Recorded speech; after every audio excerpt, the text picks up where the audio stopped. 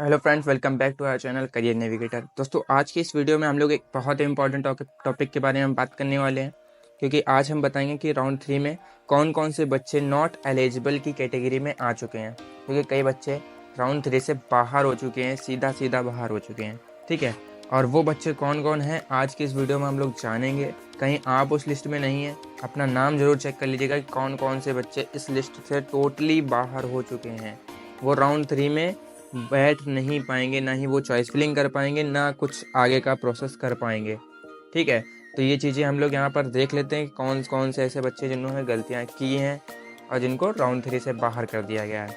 ठीक है, अब हम लोग देख लेते हैं। यहाँ पर ये देखेंगे आप, हम लोग यूपी नीट की ऑफिशियल वेबसाइट पर हैं, ऑफिशियल वेबसाइट पे हैं। तो यहाँ पर आप देख लीजिए, यहाँ पर लिखा हुआ है document rejected candidate list of UP NEET third round not eligible for choice filling. यानी वो बच्चे जिन्होंने राउंड 3 की चॉइस फिलिंग में यानी रजिस्ट्रेशन में गलतियां की थी, उन्होंने गलतियां करके अपना ये जो है पूरा राउंड 3 बर्बाद कर लिया है। तो अब वो राउंड 3 में पार्टिसिपेट नहीं कर पाएंगे। ठीक है, समझ लीजिएगा अच्छे से।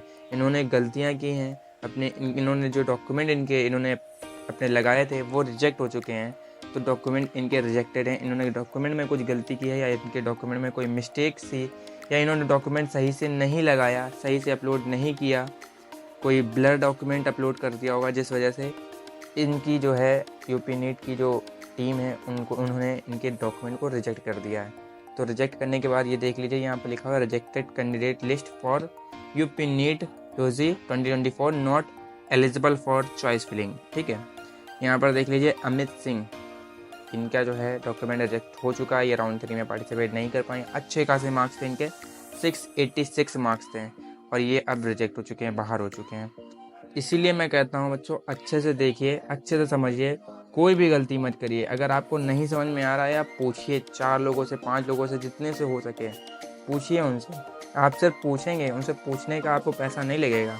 सिर्फ आप पूछना है, आपको पूछ करके अपना वहाँ से बैक हो जाना है। पूछिए उनसे कि कैसे मुझे करना है, कैसे नहीं करना है। अगर नहीं पूछ पा रहे हैं तो आप मेरे चैनल पर आइए, हमेशा मैं आपको गाइड करूँगा कैसे आपको क्या करना है, क्या नहीं करना है। ठीक है, आप YouTube पे सर्च करेंगे, तमाम तरह के चैनल हैं, आप वहाँ पर भी देखेंगे तो आपको वहाँ नज़र आएगा कि हाँ, कैसे डॉक्यूमेंट अपलोड किया जाता है और किस तरह से किया जाता है। तो ये सारी चीज़ें आप देख लेते हैं अगर, तो ये दिक्कत ना आती। अभी क्या है, राउंड 3 में नहीं बैठ पाएंगे।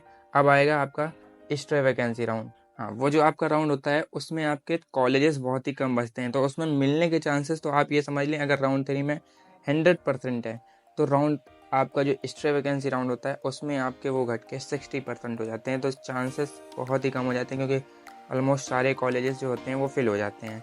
ये दिक्कतें आती हैं एक्स्ट्रा वैकेंसी राउंड में। बाकी आप जो है एक्स्ट्रा वैकेंसी राउंड में फिर से पार्टिसिपेट कर सकेंगे, जो बच्चे रिजेक्ट हुए हैं।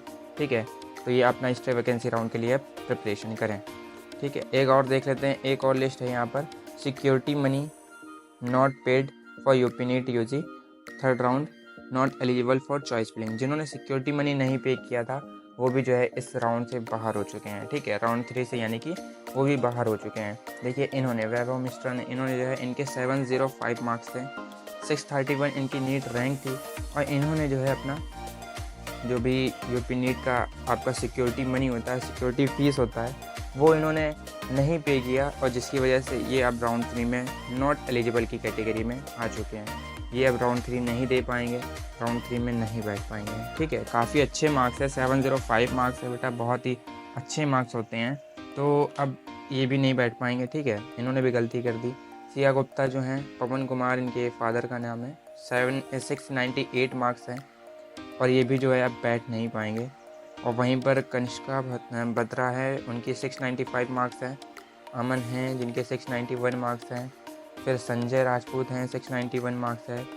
फिर आपके यश वर्मा हैं, इनके 690 मार्क्स है। तो ऐसे काफ़ी अच्छे अच्छे मार्क्स वाले बच्चे हैं जिन्होंने सिक्योरिटी मनी राउंड 3 में नहीं फिलअप किया। जब उन्होंने आगे का प्रोसेस कर रहे थे, तो एक आता है प्रोसेस आपका सिक्योरिटी मनी पे करने का, वो सभी बच्चे जानते होंगे कि सिक्योरिटी मनी इन्होंने पे नहीं किया, जिसकी वजह से ये नॉट एलिजिबल की कैटेगरी में आ चुके हैं और ये राउंड 3 नहीं दे पाएंगे।